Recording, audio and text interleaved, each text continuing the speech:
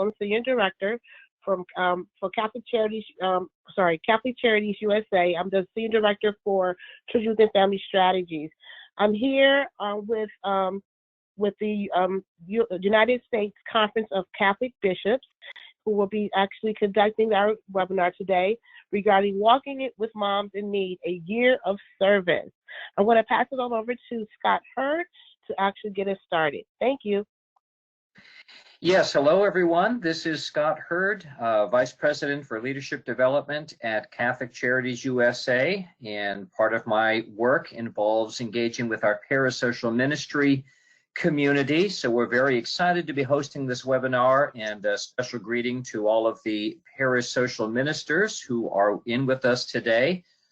We have two presenters from the United States Conference of Catholic Bishops, who are the lead agents in this exciting new program.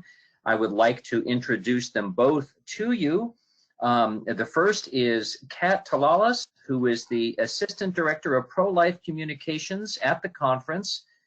Previously, she worked in law in New Jersey, as a journalist in Washington, D.C., and as a legislative assistant in Congress. You haven't signed up for NASA yet in your moonwalk, but you've got time.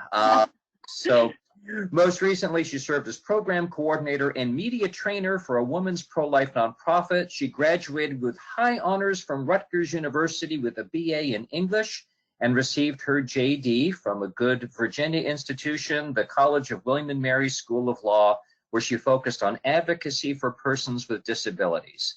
Her writing has appeared in a variety of secular and non-secular publications. She joined the conference in 2018. Also like to introduce Greg Schleppenbach, who is the Associate Director of the Secretariat of Pro-Life Activities for the conference.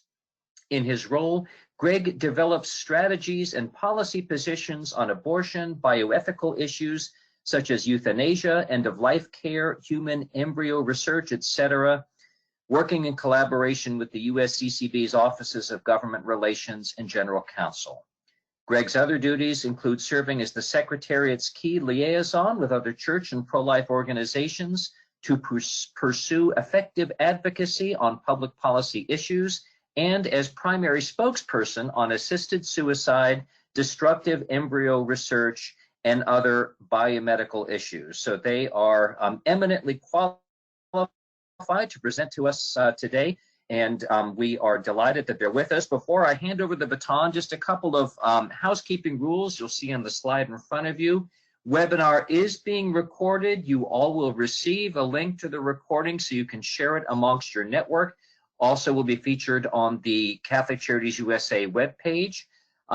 The phone line and computer speakers says are being muted. I think that means you should mute them if you are on, so we don't get lots of funky feedback. You may submit questions throughout the presentation. Q&A will take place at the end.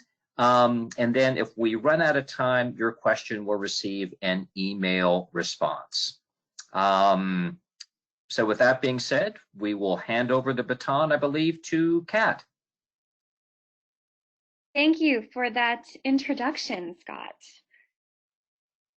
Let me just get this PowerPoint set up. I'd like to thank everyone who is on the line today. I know it's been a pretty intense past week or so for most of us, and that a lot of us are working from home. There's been a lot of disruption, so I just want to thank all of you for participating in this, for still caring so much about the work that you do, and hopefully this will be helpful today, and I look forward to collaborating with you. Let me just get this started. Okay. All right, so Walking with Moms in Need, a year of service. As many of you may know from the resources that you've seen on this initiative, the 25th anniversary of Pope John Paul II's Evangelium Vitae is in just a week. It's on March 25th. And this is a really amazing encyclical. It really discusses and goes deep into human dignity and the value of every human life, and has a great personal call for every individual to truly live the gospel message of love of neighbor and service. And that comes from, and is rooted in a value for human life and dignity. And so I wanted to share this quote with you. With great openness and courage, we need to question how widespread is the culture of life today among individual Christians, families, groups, and communities in our dioceses. With equal clarity and determination, we must identify the steps we are called to take in order to serve life in all its truth.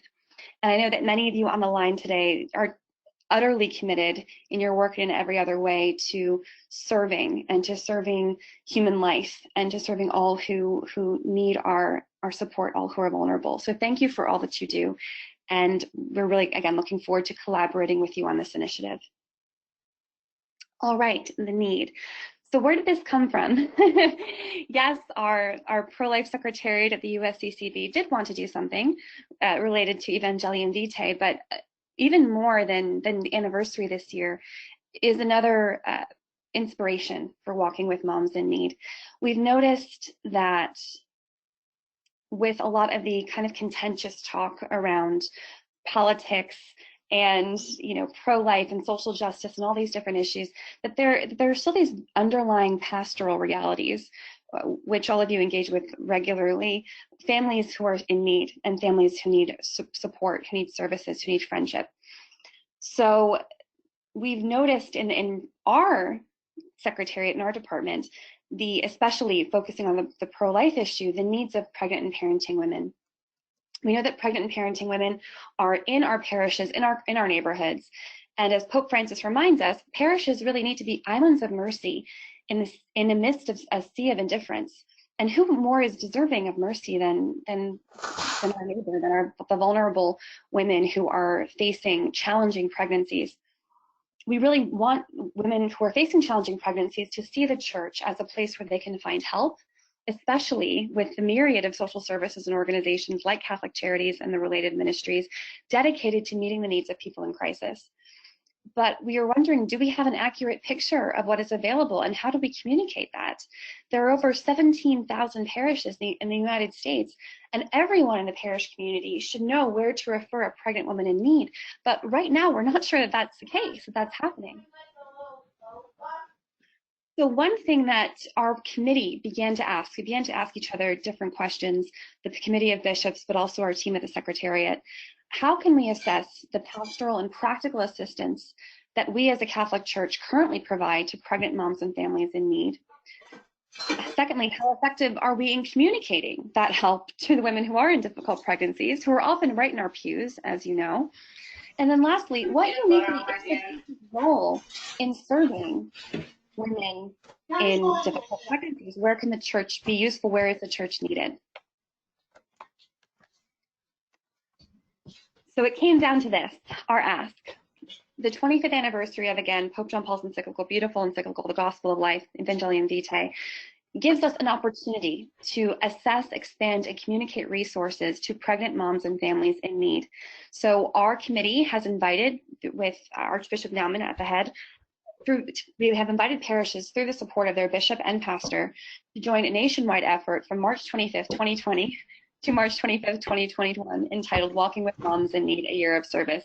And yes, we are aware that this timeline is interesting right now with the coronavirus spread, but as you'll find out shortly, it's very adaptable. Even the launch that's to take place on the 25th can be done digitally, and it can be a soft launch. And so we are definitely adapting this to the coronavirus situation, while still recognizing the continuing needs, especially in times of crisis, again, for vulnerable pregnant and parenting women and their children. So what are we doing? For this year of service, the Pro-Life Committee is developing educational, pastoral, and action-oriented resources for parish use, including tools for documenting an inventory of local resources for pregnant mothers in need, suggesting some different ideas for improving parish responses. We will obviously be taking care, as the Bishops' Conference, of the spiritual side with prayers for building a culture of life and a civilization of love, again, really spiritually encouraging that love of service, love of neighbor. And that will include reflections on the teachings of Evangelium Vitae, Evangelii Gaudium and Laudato Si from Pope St. John Paul II and Pope Francis. Yes, so adaptability. We've all had to learn to be adaptable in the past few days. I know I'm hosting this webinar from a dining room. Many of you are probably similarly situated. But Walking with Moms in Need was designed really from its inception, even before this, to be adaptable to every church community. And it may look very different in terms of how and when it's applied from parish to parish and from diocese to diocese, based on the resources and capacity of every local church community. And for that reason, we see prayer and discernment as a cornerstone and as a basis of the united efforts for Walking with Moms in Need. Bishops, pastors, and diocesan and parish leaders are really encouraged to truly allow the Holy Spirit to guide their efforts and how they pursue this individually. Okay, so that means that success will look different from parish to parish. At various stages during the year of service, whenever that begins for parishes, each community will definitely need to prayerfully consider how God is calling them to respond. While it is important to be aware of each community's capacity, we also don't want to set limits, of course, on what the Holy Spirit can accomplish, because we really do believe this could be a special moment in parishes to shift their focus or to intensify efforts for pregnant and parenting women. Through this process, some parishes may discern that they are really called to start a new and dedicated outreach ministry to mothers in need in their community. Other parishes might not have that capacity and might start by committing to print local pregnancy help resources in their bulletin and in other parish communications. I know that Catholic Charities and existing resources may already be in the community, and so perhaps their efforts might look more like collaboration and communication with the resources that are already there, and just advertising those to parishioners, making sure that they know that those opportunities are available to serve and to give. But all efforts, no matter what they are, will increase our outreach to pregnant women in need, and in doing so to help build the culture of life that Evangelium Vitae introduces to us. So the timeline for Walking with Moms in Need, again, is adaptable. It allows a year to complete a process from March 25th, 2020 to March 25th, 2021. However, parishes can absolutely adjust the schedule as needed to account for, again, what's going on right now, for other local events or observances or schedule conflicts. And the year of service is broken up into 5 specific phases of parish activity, but those can be really begun at any time. And as you'll find out shortly when I start to walk you through these different phases, you'll notice that a lot of the efforts to launch Walking with Moms in Need and to begin the process do not necessarily need to involve a whole lot of face-to-face communication or other things. They can absolutely be done digitally or adapted to be done digitally or from home, considering what this month looks like right now. Every phase, each of the 5 phases, will be accompanied by instructions and resources and a special action guide we have created for parishes, which I will also walk you through shortly. And this is, again, a tool designed for ease of use at the parish level, again, very adaptable to changing circumstances or different timelines. So what are the 5 phases of Walking with Moms in Need? The first phase is to announce the year of service and begin building a core team of parishes.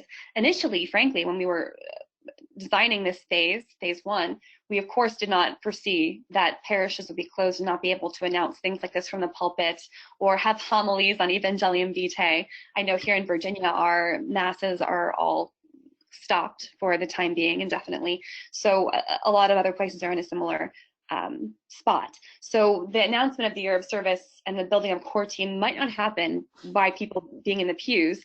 It will likely happen digitally, but again, that is certainly an opportunity as well. There are lots of different parish tools to begin to sort of raise awareness about this, but this really is a soft launch because much of the meat of Walking with Moms in Need, the real work, takes place later and is intended to take place later. That brings us to phase 2. Launching the parish inventory process. That will begin March 2020, right in time for Mother's Day, which will be when parishes can start to evaluate the local resources already available.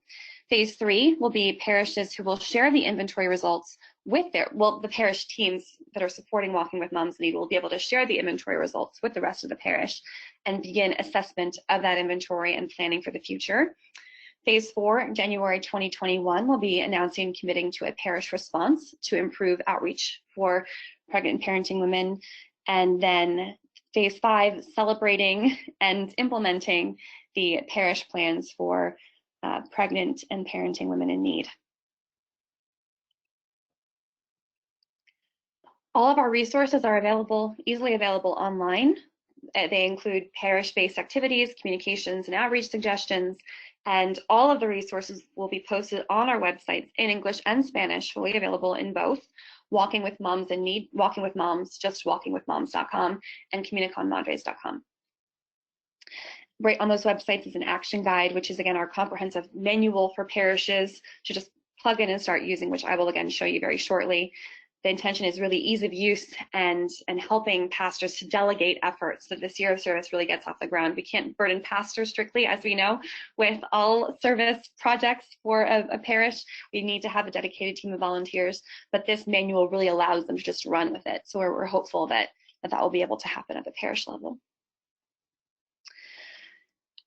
And then in phase 2, again, after the announcement, we have our inventory. This is a really crucial area where Catholic Charities affiliates, parish, social ministry will be so crucial, because this is where this is the baseline to know what for parishes and for everyone in a parish to know what is available in their area to help a mom who's who's going through a difficult time, who may be in poverty or having other circumstances where, in order to welcome her child into this world, she needs help.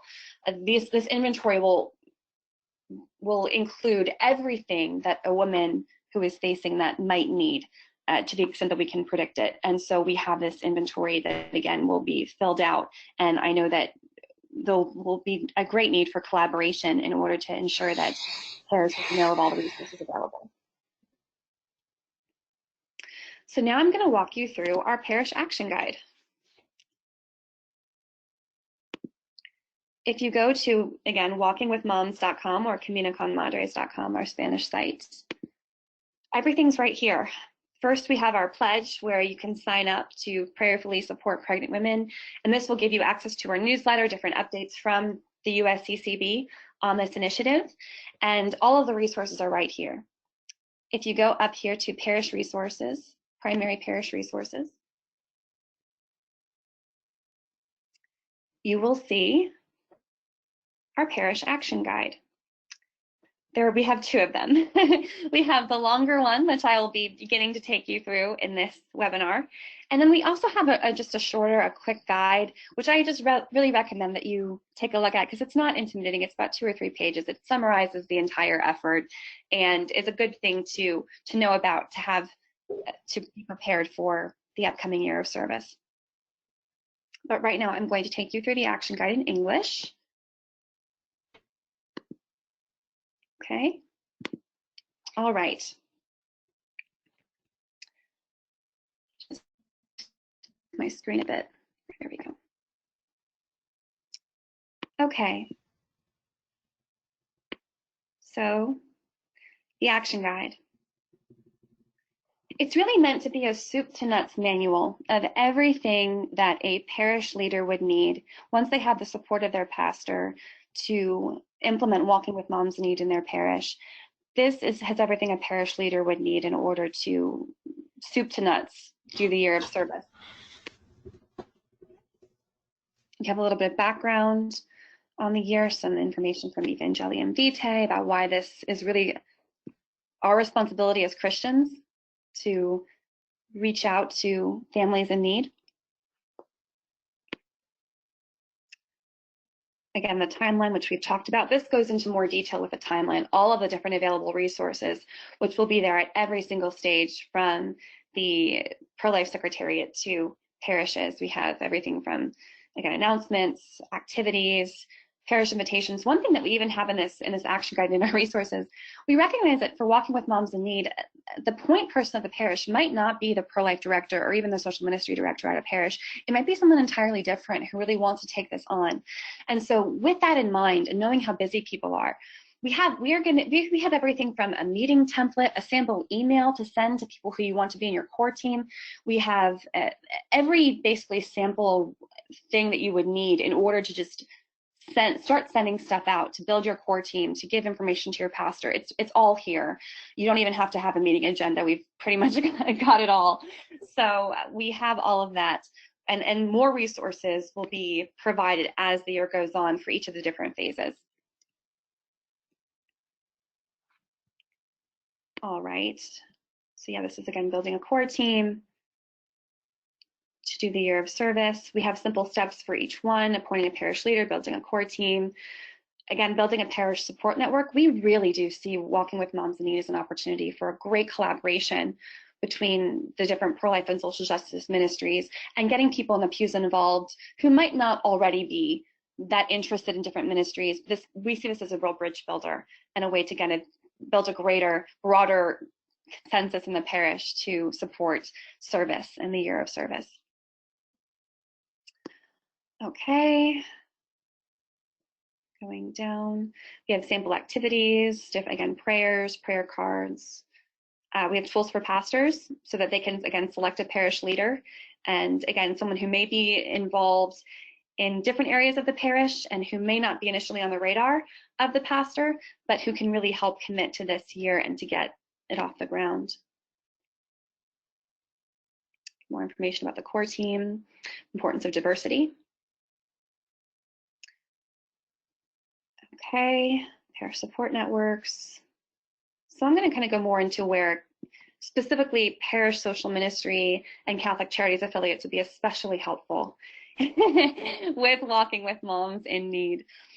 The first and most important primary engagement we would like to have with Catholic Charities and with social ministry is with this inventory.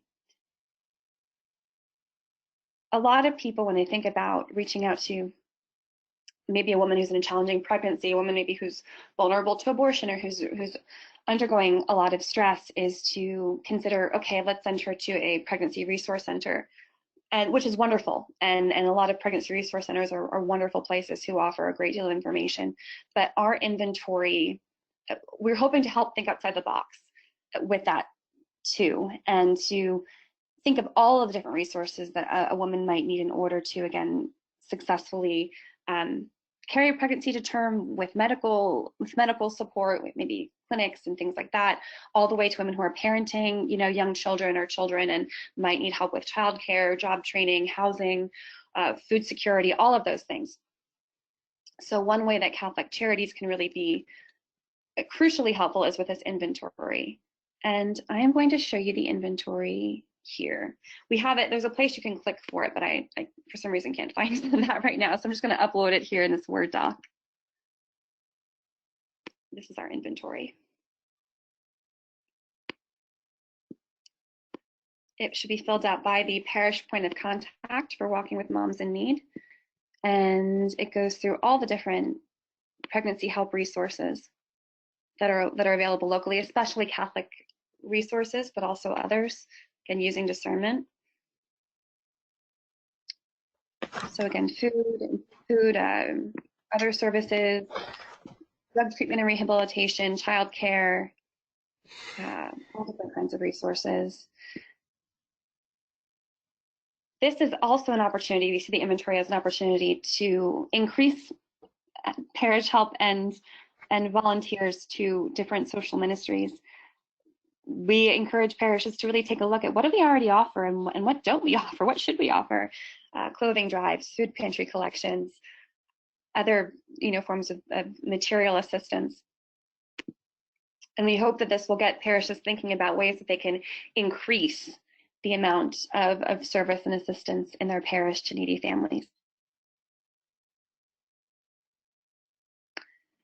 Another significant partnership we hope to see in parishes between Catholic social services and maybe the pro-life team and other people involved at the parish level, parish staff, will be with communication.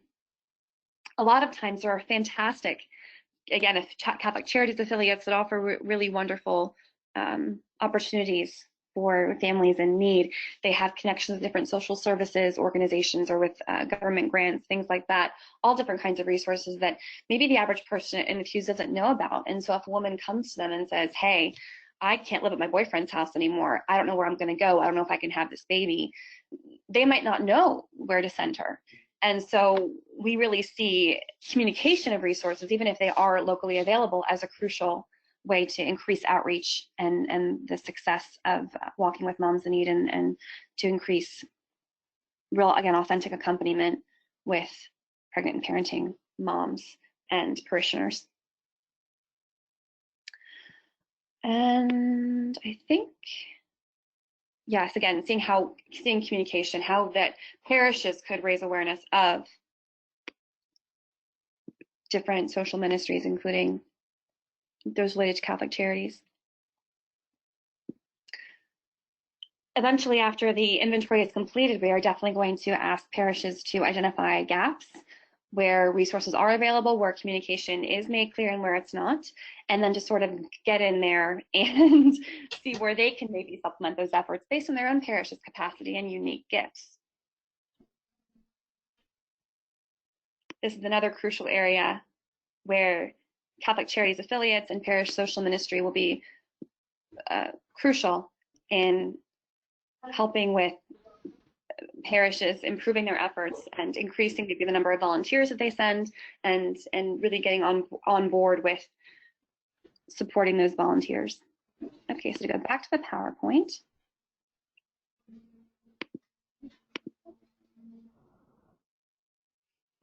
Okay, so what are our goals? I've already started talking briefly about our goals for engagement with Catholic charities and parish social ministry. The first goal of Walking with Moms in Need with our engagement with Catholic charities is unity and collaboration at the diocesan and parish level. We at the Pro-Life Secretariat have noticed that pro-life can often be seen as a very partisan and political issue, which can deter a lot of Catholics in the pews from participating in pro-life related initiatives and activities. There are many people who might assume that anything involving the word pro-life or involving supporting of pregnant women involves necessarily some sort of anti-abortion political advocacy, and that's not true. There are so many ways to pastorally support and accompany women in challenging pregnancies, and that both people who identify as very strongly pro-life would like to do, and also people who don't identify that way.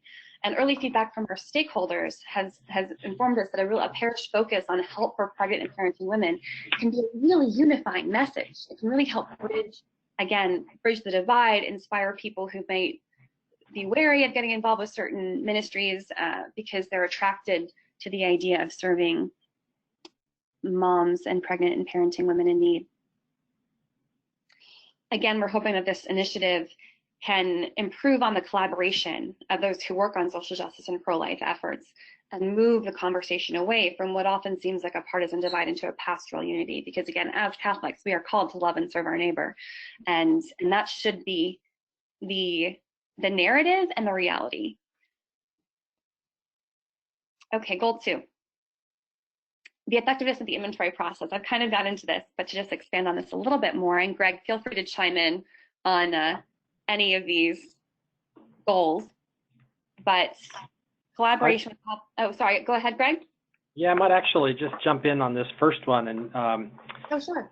Just wanted to mention that during our planning process for Walking with Moms in Need, we recognize that the Church really has such a rich history of varied expertise in serving those in need.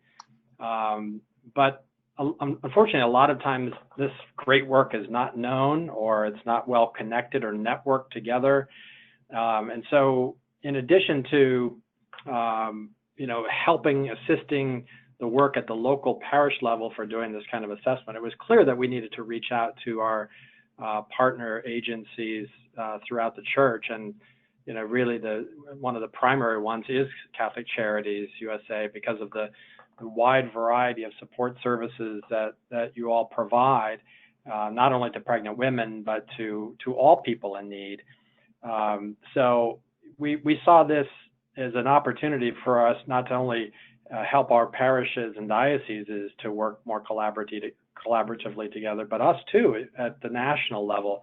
And we've reached out to other offices here at the U.S. Conference of Catholic Bishops to get them on board as well with this effort, so that because this is, as Kat said, is really a unifying event where we can show, really kind of what we do well here within the church. This kind of work of providing support and accompaniment to people in need is our sweet spot, and generally as a church, but also within the pro-life movement. The Bishop's Secretariat for Pro-Life Activities, our unique contribution to building a culture of life, to the pro-life movement in general, is walking with moms in need, is bringing all the services of the church to bear, and bringing them together in a more collaborative and effective way to serve moms in need. That's the best contribution the church can make to the pro-life cause and to building a culture of life and civilization of love. Thank you, Greg.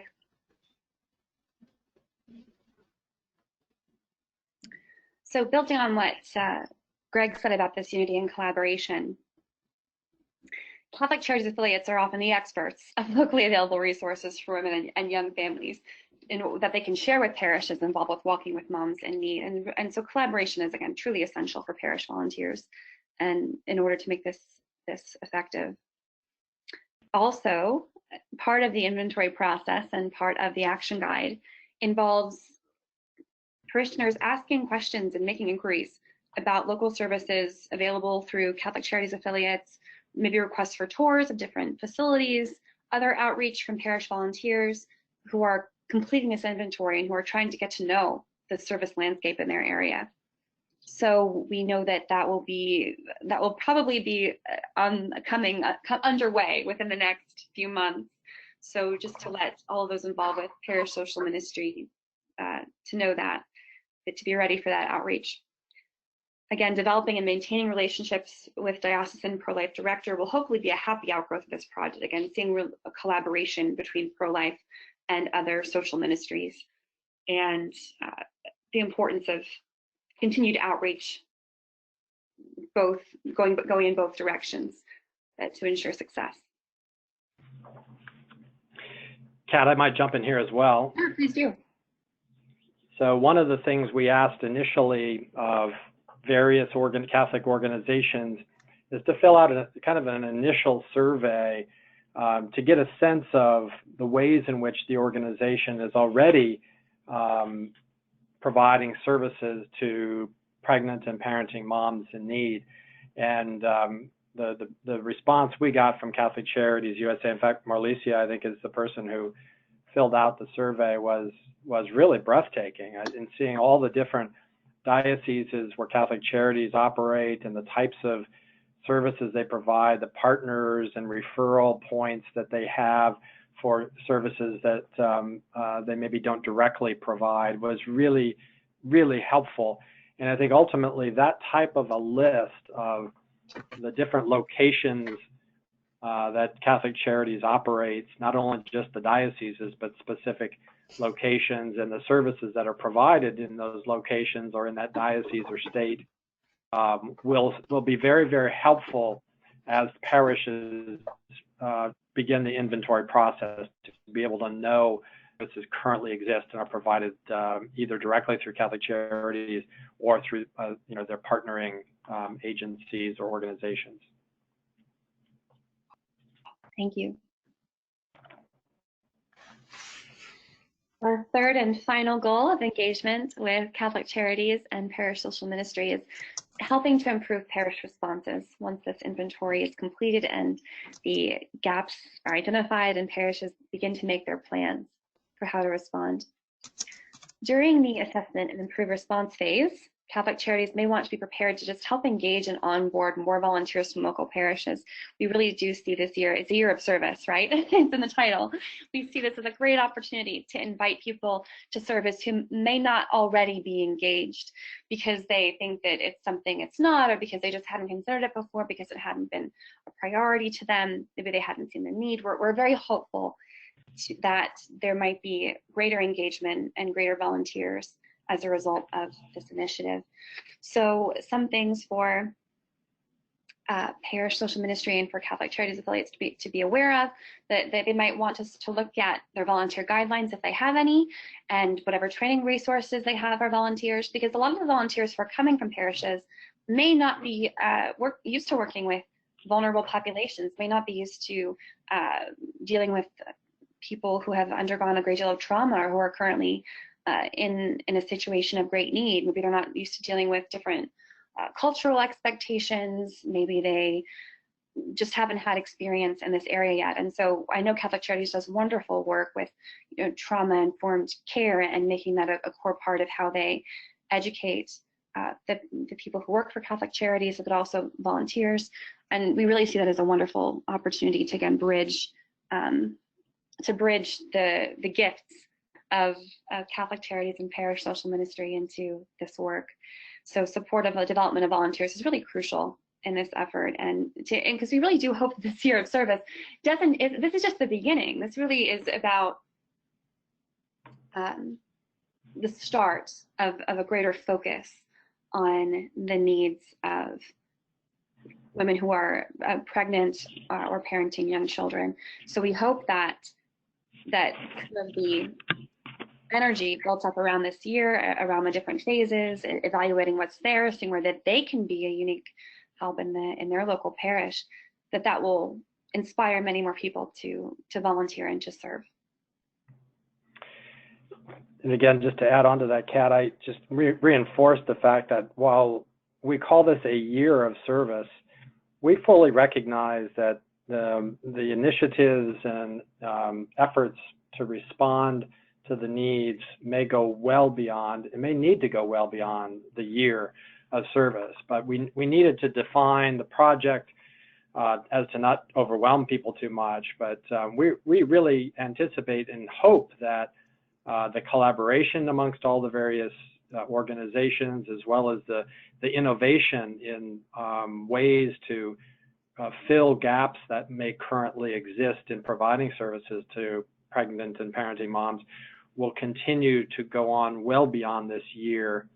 And we're so excited and so pleased by the amazing level of engagement that Catholic Charities USA has already initiated and communicated to us. We just think this is a win-win for both organizations, for all Catholic organizations, to raise awareness about their own organizations and the great work that not only CCUSA does, but other organizations, St. Vincent de Paul, and any number of Catholic organizations that are providing, some piece of this puzzle of service and support to those in need. That we not only raise the awareness of, what we're doing specifically in the area of pregnant and parenting moms, but more and more people in the pews are going to learn more about what other Catholic organizations are doing in general to help people in need. Absolutely. Thank you, Greg. So with that, we have some time for Q&A. I'll speak for Greg here, but I know that he feels the same, that we're hoping that this webinar, again, is a start of a relationship between our secretariat, a stronger relationship between our secretariat and those who work in parish social ministry. And we are hoping to learn a lot from the work that you do, and would be very welcome, not only for questions, but also comments and other thoughts about how we can improve collaboration and really help our parishes to serve pregnant and parenting moms. So please feel free to share with us your wisdom and and experience. We look forward to learning from you, and we are very grateful for your participation in this call. Thank you. Well, thank you so much for giving this presentation. We do have some questions, and I'm going to go ahead and read them off. Okay. Okay. Will a central phone number or email be the best way for prospective moms to reach a parish? Sorry, Greg, were you going to say something? Well, I've got a thought, but go ahead first, Kat. Sure. So again, Walking with Moms in Need will be very much based on what a parish has the capacity to do. So how they choose to respond might be something like dedicating a phone line. That's not something that they would enforce as a mandated thing, just because, again, we really see this as a bottom-up initiative just as much as it's top-down, and parishes may have the capacity to do that, they might not. It's a great idea, and I really hope that parishes do something like that, but I don't know that that is something that will be common throughout all parishes. And Greg, would you like to add anything? Yeah, I would just amplify that. I think you got it exactly right, Kat. I think you know, where it's possible, something like that could work very, very well. But as Kat mentioned in her presentation, you know, success is going to look very different from place to place. You know, we've got rural dioceses and communities, we've got metropolitan dioceses and communities. You know, you may end up seeing multiple parishes within a community banding together to, you know, communicate or fill gaps or whatever. You've got rural dioceses and parishes where it's going to be much more difficult and look much different. I think that's part of what we hope this process will stimulate, is creative thinking based upon the conditions and circumstances on the ground. What's possible, you know, what's possible, and, you know, being realistic about what is possible. And, you know, there's, again, so many different levels of success, from simply doing more to communicate existing resources. I mean, that in and of itself is a significant success. But if there is the ability to do more collaborating in terms of creating an email or website, or, you know, a portal for people to access resources, where that's possible, you know, that could be really, really effective. But we hope to see that kind of innovation come about as a part of this inventory and communicating process. Okay, this leads into another question that we may have answered part of it already, but it says here, it seems that in many cases, area parishes, we call them vicariate, should accomplish this together, since 99% of the resources are identical. Thoughts about this approach?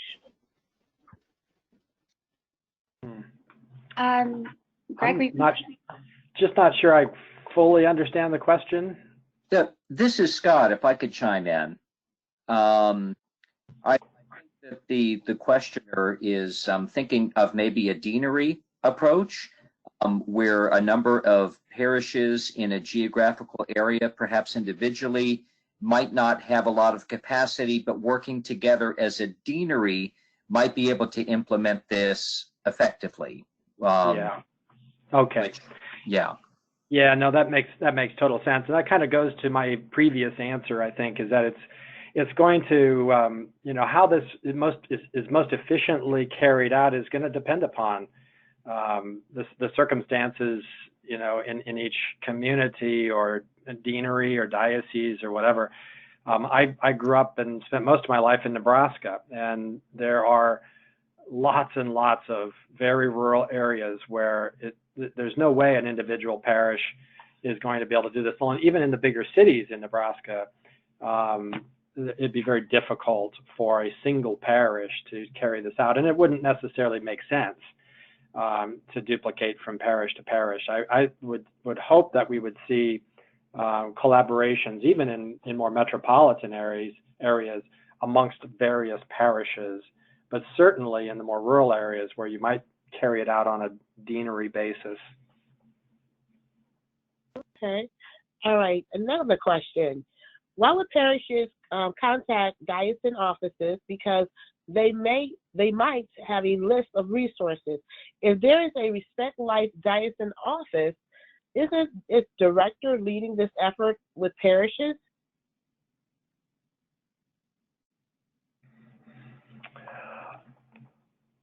So the question is asking about who's leading the initiative, or who should lead the initiative in each locality? Yeah, it says more. Let me see here. Yeah, that's what it's asking. It's asking more of should the diocesan office or its director be leading the efforts with the parishes? Yeah, well, we've got probably similar to Catholic Charities, local or parish representatives, the pro-life, the diocesan pro-life directors or parish pro-life coordinators and such. It's going to be very different from place to place. Some are going to be more active. Some are going to be more focused specifically in pro-life. There's places, for example, where the Respect Life or pro-life director has a broader purview of responsibility. So it could depend a lot about the circumstances in each diocese as well as to who is the most appropriate to kind of lead the way. We certainly, I would say, we kind of expect and hope that our diocesan pro-life directors will help coordinate this and promote it at the parish level and be sort of that conduit of information from us, from national groups down to the parish level. But we also recognize that there may be some cases. I'm sure there are some dioceses where there isn't even a pro-life director or not a full-time pro-life director. Mm-hmm. And so we may have to rely upon leaders at the parish level to do this kind of work and to coordinate with other parishes around. So, but ideally, we'd like to see the diocesan pro-life director, perhaps in coordination with other appropriate offices in the diocese, really kind of leading and coordinating the effort. Mm-hmm. And just to add on what Greg said in response to that question, too, we have asked all of our diocesan pro-life directors to complete a diocesan level survey, right, Greg? So they are currently, I think, evaluating a lot of the diocesan resources as well, and they are expected to, I believe, make that material available to parishes. Yeah, the first request for that kind of assessment went to all the diocesan bishops, and in some cases they may have delegated that to the diocesan pro-life director to fill out that initial survey. But it was a survey probably fairly similar to the survey that we sent to organizations, Catholic organizations like CCUSA to fill out. So, we've already asked for there to be this sort of initial assessment of services that are out there. But it was very preliminary, and it didn't get into a whole lot of depth, but it got people starting to think about what services might currently exist or not exist. Okay. Just give them one clarification from Matt, who asked the question regarding the identical resources. He says no. He says Metro parishes have identical resources, so each shouldn't duplicate its efforts. So he just, I guess, is clarifying what his question was. So I think it's. So to respond to Matt as well, I mean, the inventory process has multiple purposes. Yes, it is so that they actually have an access to information about local resources, but it's also about relationship building, about increasing service. And so one of the reasons we're hoping parishes will do this is not only to have an effective one-stop shop, right, for all the resources you need. It's to encourage outreach and to really see what we can do to get more people focusing on these questions and issues who might not initially Google it, but if the pastor starts talking about it, and if people in the parishes are talking about it, and it's in the parish announcements, and they're doing this, and they're filling out this inventory, and they're taking a hard look for themselves at what really is or really isn't out there, we really think that the inventory process itself will inspire parishes and people in the parishes to pay much greater attention to this need and to try to increase their level of service. So the inventory process, yes, it's important to have a place to get this information, but it's also important for building up parish unity around this and inspiring more action. Yeah, so I would add to that. I guess if maybe we didn't understand Matt's question, hopefully we're getting to it. But if the question is duplication of the initial inventory versus, whatever end result outreach may be done, what Kat said is exactly right. We want each parish to kind of go through this process so that they learn, even if they're ultimately identifying the same resources as other parishes are identifying because they're in the same, community. That's okay. We want them to do that work, and they can collaborate certainly in identifying resources, but we really want them to do that work, and as Kat said, build the relationships directly with the organizations that are providing the assistance, various forms of assistance. Right. Another part of this inventory is helping the parish volunteers to really put themselves in the shoes of a pregnant mom in need. I know one thing we've seen a lot in pro-life ministry, and maybe you guys have seen it in parish ministry, is people think that maybe their parish does one thing really well, and it's like, oh, okay, we take care of that. Oh, we have a group that goes and prays in front of Planned Parenthood once a week, and so we're good, we're covered. Or, oh, we have this great food pantry, so we're covered when it comes to social ministry. And what we're trying to show them is just the array of resources that someone who's truly facing the situation of, okay, if I have this kid, I might not be able to feed my other two. We want them to really see just how many things that they might need in order to be able to take care of the children that they have and to carry a third pregnancy to term. We want them to put themselves in the shoes of someone who might have all of these needs if they're facing a pregnancy, medical needs, housing needs, and to really think about that. And so the inventory tool is also, intended to really help them put themselves in the shoes of a woman who is facing a potentially challenging pregnancy, or who is trying to parent young children and isn't really sure where to turn. Thank you. You said that you answered that question perfectly. You said thank you.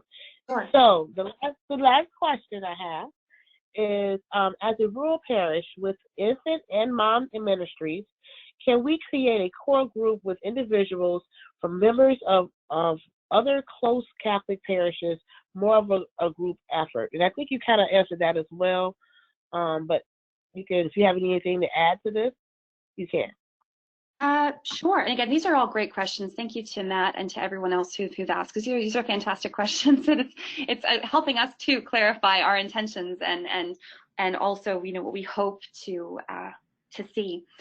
So yes, I think going back to what Greg said, different areas are different, and there certainly seems like there is definitely room for a lot of collaboration locally. If parishes want to sort of fill out their inventories together, different teams in different parishes, that's great. We would love to see, though, I think, as we had on before, each parish completing an inventory, but they can do that in concert with absolutely other local parishes. Especially, some parishes have great relationships with the a parish on the street, and they do a lot of other things together. I see no reason why this wouldn't be another opportunity for that. Yeah, I would add to that again, going back to my home state of Nebraska, where there are some parishes where a pastor will have like 3 or 4 parishes as mission parishes, and so obviously they tend to work together as one. So there's going to be such a wide variety of experiences and situations, and we can't possibly think about every scenario in detail, but we hope this really does unleash a lot of creative thinking and outreach, but we're doing the best we can and the most we can to think through a lot of the questions and scenarios that may arise, but it's impossible to think of them all. And again, we rely upon the ingenuity, creativity of folks at the local level to fill in whatever gaps we may not be able to think of. Sounds good. Now, just want to reiterate, the official launch of the initiative is it March 25th? So March 25th is a soft launch. It's sort of the announcement. Not much. So the parishes will announce whether or not they want to do this. Although Matt said, a lot of parishes might not decide to do this until this summer or this fall, and that's fine. And so we recognize that, yes, this is a sort of a way to define the year of service. And again, Evangelium Vitae, the 25th anniversary, being a wonderful opportunity for that. But this is really a soft launch. The inventory process won't even begin until May, and all of these dates are adaptable to the needs of different parishes. Sounds great. Is there any more questions by any chance? And if it's not, let's see if any more questions. Okay. If not, then we're going to go ahead and conclude. I would like to thank Greg and Kat for presenting today to our Catholic Charities Network. And I hope that everybody is staying safe and healthy during this time period. And I just want to conclude and say thank you for being here. Thank you for having us. Thank you so much for everyone who's participating. This has been a great opportunity for us, and we're looking forward to building this relationship. Yeah, I too want to thank everybody, and on behalf of Tom Grenchick, our executive director, and Archbishop Naumann, the chairman of our committee, we just are so grateful for all the wonderful work that Catholic Charities does. You guys just do amazing work, and we appreciate it so much, and we look forward to this initiative and how it will help us to work more closely together with Catholic Charities and other Catholic organizations. So thank you all for the great work that you do.